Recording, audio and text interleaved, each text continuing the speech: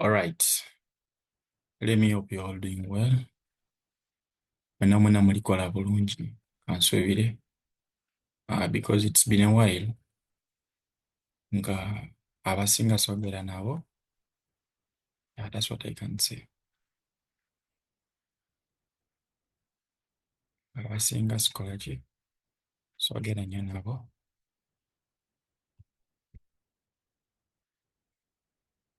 Kanswebire it's all well. Wabitambula bulungi. Nabagamba lessons eziddako ndigenda bawanga nnyo about these entries. Like more entry strategies, more entry types, like up to until bamunakiyigira obulungi. Bamunakola ki? Munakitegeera obulungi. Right now, like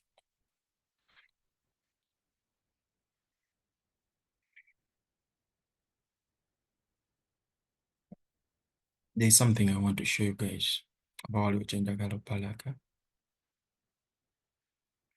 Waliwo strategy, about entry strategy kyenjagala obalaga.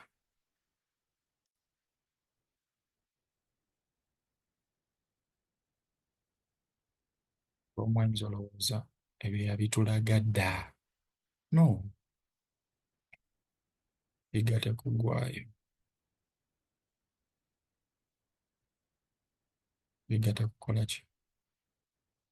Tekuggwaayo. Bw'oba nti weetegereza obulungi wano eno, ekisookera ddala twalaga nti we are now in a down trend. Oba our market was what? Market yaffe yali efumitanga edda wansi. Oba nti oli kwetegereza bulungi. Afuna bulungi. But with this consent, market zino eno zikola ebintu eby'enjawulo. Mu process eyo nga tukola ki? Nga tuli kukkirira wansi. Omufuna bulungi.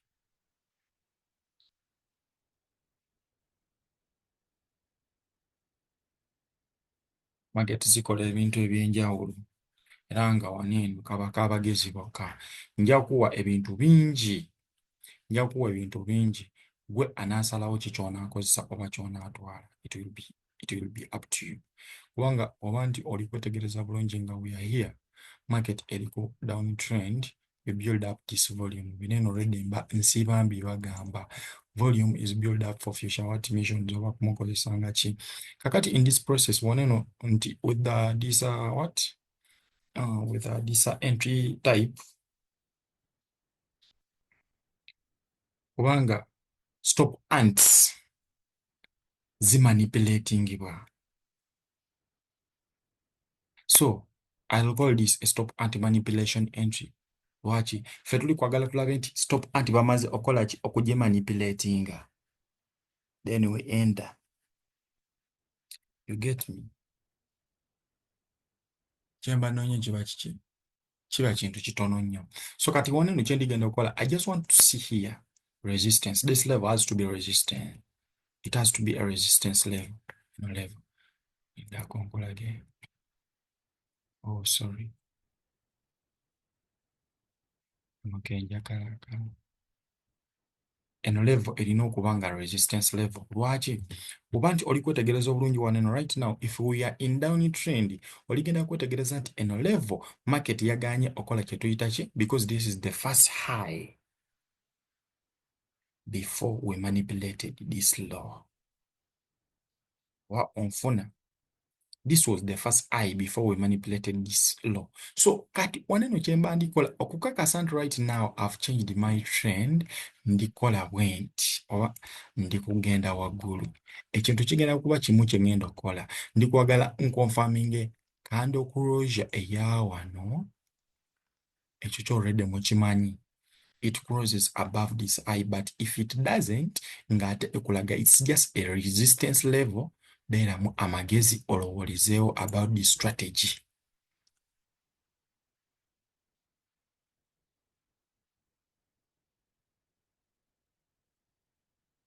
You get me? Ddamu kukategeera olewolezeewo about the strategy.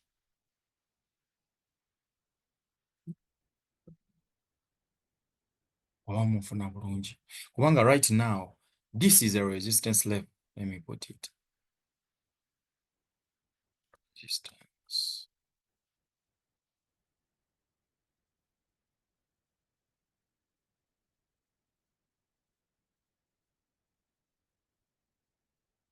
This is our resistance level. Right now, kati, ubaba nti bamaze okutege nga eno level, it was resisted, ubaba agiganyo genda wagulu. Whole eyes gabeera ku this volume. Kubanga omulamu omukulu ubeera waneno. Waneno kye ndi kwagala okuyingirirawo, ndi kwagala yingira ku order block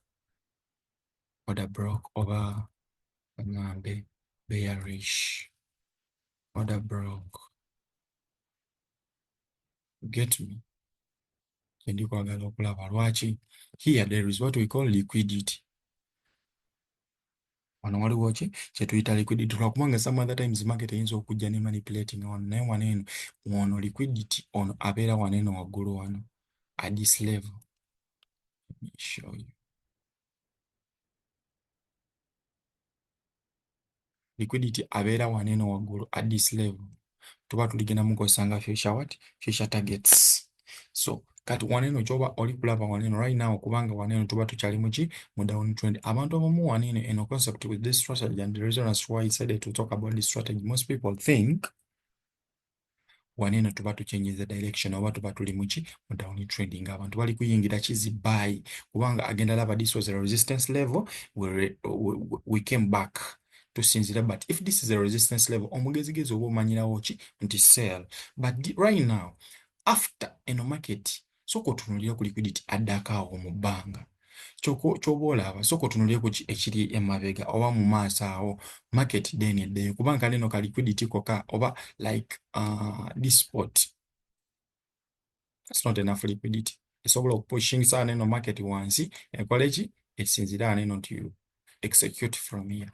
No, rather our main aim is this area. Awo to executing it. Bamufunye bulungi. Awo tukola ki kwe executing it. Why?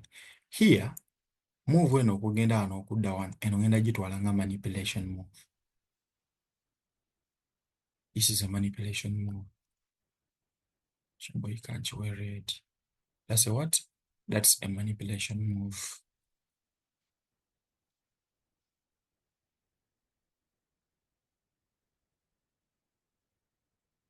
To do what? To get this liquidity oba okutapingako point of interest waggulu waneeno. Because if this is another block, ekitegeeza after another block is formed, in that very process for the formation of that other block, we create what we call displacement, and displacement is imbalance.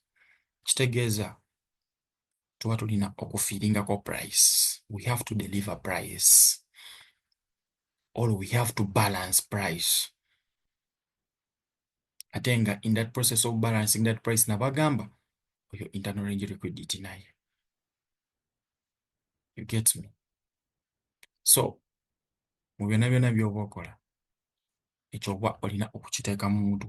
Nze nkuwaako version emu endala n'ogiraba, oba you do the opposite. You do what? You do the opposite. Pozinga nerowoozeza ne ngamba nazo kanze recording, but it's always better execute. Well, sigenda kwogera nnyo oba like I won't overtalk, but rather mbayita wabuyise ku summit